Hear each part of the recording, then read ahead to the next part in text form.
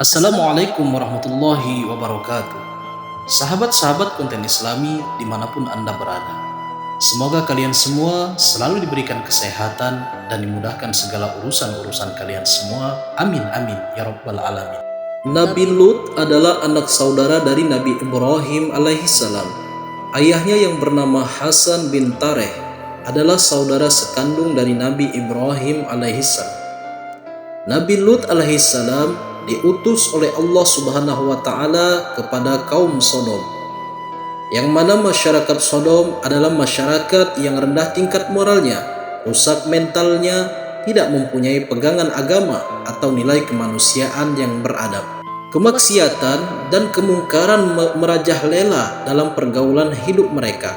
Pencurian dan perampasan harta milik merupakan kejadian hari-hari, di mana yang kuat menjadi kuasa, sedangkan yang lemah menjadi korban penindasan dan perlakuan sewenang-wenang.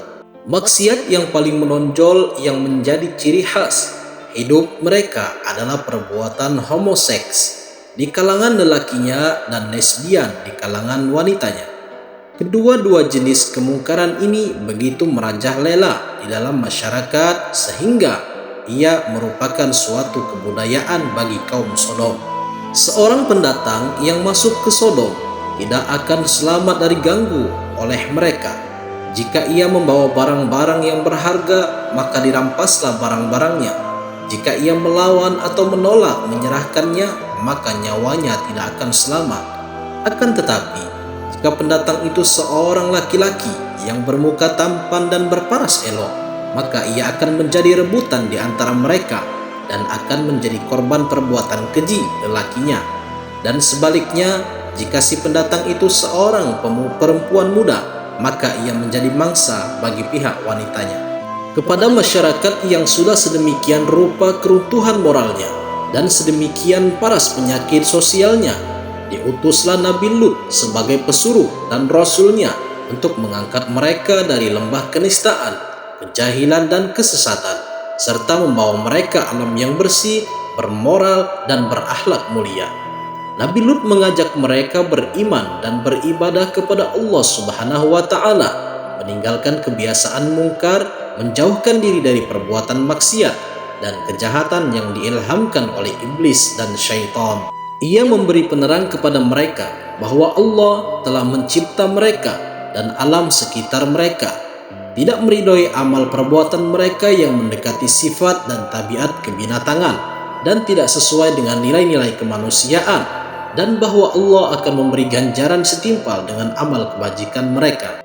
Yang berbuat baik dan beramal soleh akan diganjar dengan syurga di akhirat, sedang yang melakukan perbuatan mungkar akan dibalaskannya dengan memasukkannya ke dalam neraka jahanam. Nabi Lut berseru kepada mereka agar meninggalkan adat kebiasaan itu, melakukan perbuatan homoseks dan lesbian, karena perbuatan itu bertentangan dengan fitrah dan hati nurani manusia, serta menyalahi hikmah yang terkandung di dalam penciptaan manusia menjadi dua jenis, yaitu lelaki dan wanita. Juga kepada mereka diberi nasihat dan dianjurkan supaya menghormati hak dan milik masing-masing dengan meninggalkan perbuatan perampasan, perampokan, serta pencurian yang selalu mereka lakukan di antara sesama mereka, dan terutama kepada pengunjung yang datang ke Sodom. Diterangkan bahwa perbuatan-perbuatan itu akan merugikan mereka sendiri, karena akan menimbulkan kekacauan dan ketidakamanan di dalam negeri, sehingga masing-masing dari mereka tidak merasa aman dan tentram dalam hidupnya. Demikianlah Nabi Lut melaksanakan dakwahnya sesuai dengan tugas risalahnya. Ia tidak henti-henti menggunakan setiap kesempatan dan dalam tiap pertemuan dengan kaumnya secara berkelompok atau secara perseorangan, mengajak agar mereka beriman dan percaya kepada Allah Subhanahu wa taala untuk menyembahnya, melakukan amal soleh, dan meninggalkan perbuatan maksiat dan mungkar. Akan tetapi, keruntuhan moral dan kerusakan akhlak sudah berakar sangat di dalam pergaulan hidup mereka, dan pengaruh hawa nafsu dan penyesatan syaitan sudah begitu kuat menguasai tindak tanduk mereka. Maka dakwah dan ajakan Nabi Lut yang dilaksanakan dengan kesabaran dan ketekunan tidak mendapat tanah yang subur di dalam hati dan pikiran mereka. dan berlalu laksana suasana teriakan di tengah-tengah padang pasir. Telinga-telinga mereka sudah menjadi peka bagi ajaran-ajaran Nabi Lut, sedang hati dan pikiran mereka sudah tersumbat rapat dengan ajaran-ajaran syaitan dan iblis. Akhirnya kaum Lut merasa kesal hati mendengar dakwah dan nasihat-nasihat Nabi Lut yang tidak putus-putus itu, dan minta agar ia menghentikan aksi dakwahnya atau mereka akan mengusir dirinya dari Sodom bersama semua keluarganya. Nabi Lut pun sudah tidak ada harapan lagi. Masyarakat Sodom dapat terangkat dari lembah kesesatan dan keruntuhan moral mereka, dan bahwa meneruskan dakwah kepada mereka yang sudah buta, tuli hati dan pikiran serta mensia-siakan masa.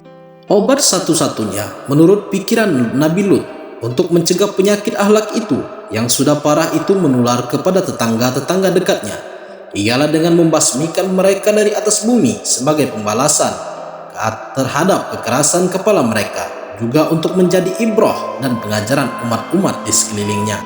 Lalu beliau memohon kepada Allah agar kepada kaumnya masyarakat Sodom diberi ganjaran berupa azab di dunia sebelum azab yang menanti mereka di akhirat kelak. Permohonan Nabi Lut dan doanya diperkenankan dan dikabulkan oleh Allah Subhanahu wa Ta'ala. Dikirimkanlah kepadanya 3 orang malaikat menyamar sebagai manusia biasa. Mereka adalah malaikat yang bertamu kepada Nabi Ibrahim dengan membawa berita gembira atas kelahiran Nabi Ishak, dan memberitahu kepada mereka bahwa dia adalah utusan Allah dengan tugas menurunkan azab kepada kaum Lut, penduduk kota Sodom.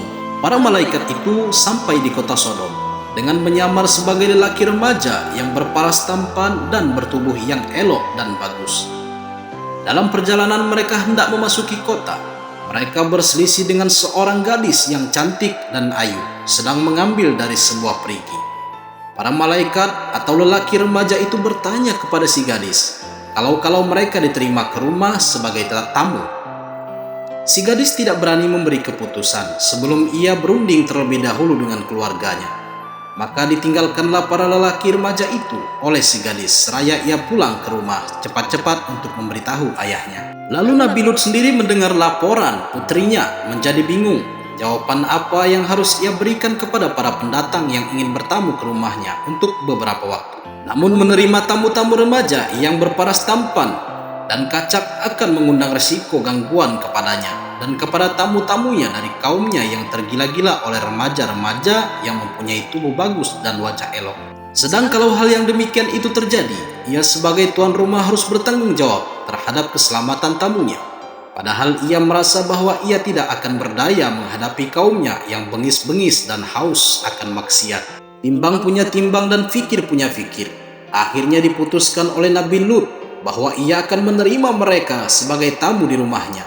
Apapun yang akan terjadi sebagai akibat keputusannya, ia pasrahkan kepada Allah Subhanahu wa Ta'ala. Lalu pergilah ia sendiri menjemput tamu-tamu yang sedang menanti di pinggir kota, dan diajaklah mereka bersama-sama ke rumah pada saat kota Sodom sudah diliputi kegelapan dan manusianya sudah nyenyak tidur di rumah masing-masing. Lalu Nabi Lut berpesan kepada istrinya dan kedua putrinya agar merahasiakan kedatangan tamu-tamu, jangan sampai terdengar dan diketahui oleh kaumnya.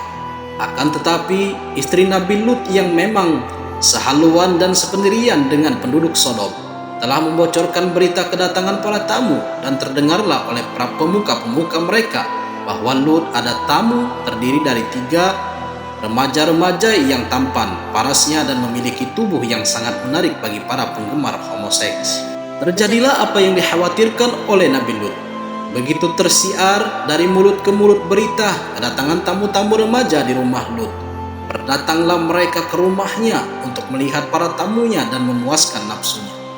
Nabi Lut tidak membuka pintu bagi mereka dan berseru agar mereka kembali ke rumah masing-masing dan jangan mengganggu tamu-tamu yang datangnya dari jauh, yang sepatutnya dihormati dan dimuliakan. Mereka diberi nasihat agar meninggalkan adat kebiasaan yang keji itu, yang bertentangan dengan fitrah manusia dan kodrat alam, di mana Tuhan telah menciptakan manusia berpasang-pasangan antara lelaki dengan perempuan untuk menjaga kelangsungan perkembangan umat manusia sebagai makhluk yang termulia di atas bumi.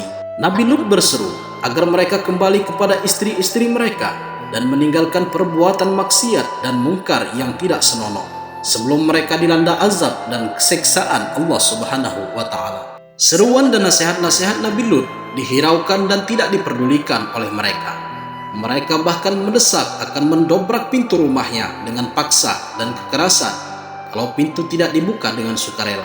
Merasa bahwa dirinya sudah tidak berdaya untuk menahan arus orang-orang penyerbu dari kaumnya itu yang akan memaksakan kehendaknya dengan kekerasan, berkatalah Nabi Lut secara terus terang kepada para tamunya, "Sesungguhnya aku tidak berdaya lagi menahan orang-orang itu menyerbu ke dalam. Aku tidak memiliki senjata dan kekuatan fisik yang dapat menolak kekerasan mereka. Tidak pula mempunyai keluarga atau sanak saudara yang disegani mereka yang dapat aku mintai pertolongan. Maka aku merasa sangat kecewa bahwa sebagai tuan rumah aku tidak dapat menghalaukan gangguan terhadap tamu-tamuku di rumahku sendiri." Begitu Nabi Lut selesai mengucapkan keluh kesahnya, para tamu segera mengenalkan diri kepadanya dan memberi identitasnya, bahwa mereka adalah malaikat-malaikat yang menyamar sebagai manusia yang bertamu kepadanya, bahwa mereka datang ke Sodom untuk melaksanakan tugas menurunkan azab dan siksa atas rakyatnya yang membangkang dan enggan membersihkan masyarakatnya dari segala kemungkaran dan kemaksiatan yang keji dan kotor. Kepada Nabi Lut, para malaikat itu menyarankan agar pintu rumahnya dibuka lebar-lebar untuk memberi kesempatan bagi orang-orang yang haus homosek itu masuk. Namun malangnya apabila pintu dibuka dan para penyerbu memijakan kaki untuk masuk, tiba-tiba gelaplah pandangan mereka dan tidak dapat melihat sesuatu. Mereka mengusap-usap mata, tetapi ternyata sudah menjadi buta. Sementara para penyerbu rumah Nabi Lut berada dalam keadaan kacau balau, berbentur antara satu dengan yang lain, berteriak-teriak, menanya-nanya gerangan apa yang menjadikan mereka buta. Dengan mendadak, para malaikat bersuruh kepada Nabi Lut agar meninggalkan segera perkampungan itu bersama keluarganya, karena masanya telah tiba azab Allah yang akan ditimpakan. Para malaikat berpesan kepada Nabi Lut dan keluarganya agar perjalanan keluar kota jangan seorang pun dari mereka menoleh ke belakang. Nabi Lut keluar dari rumahnya sehabis tengah malam bersama keluarganya, terdiri dari seorang istri dan 2 putrinya, berjalan cepat menuju keluar kota, tidak menoleh ke kanan maupun ke kiri, sesuai dengan petunjuk para malaikat yang menjadi tamunya. Akan tetapi si istri yang menjadi musuh dalam selimut bagi Nabi Lut tidak tergamak meninggalkan kaumnya. Ia berada di belakang rombongan Nabi Lut, berjalan perlahan-lahan, tidak secepat langkah suaminya, dan tidak henti-henti menoleh ke belakang karena ingin mengetahui apa yang akan menimpa atas kaumnya. Seakan-akan meragukan kebenaran dan ancaman para malaikat yang telah didengarnya sendiri.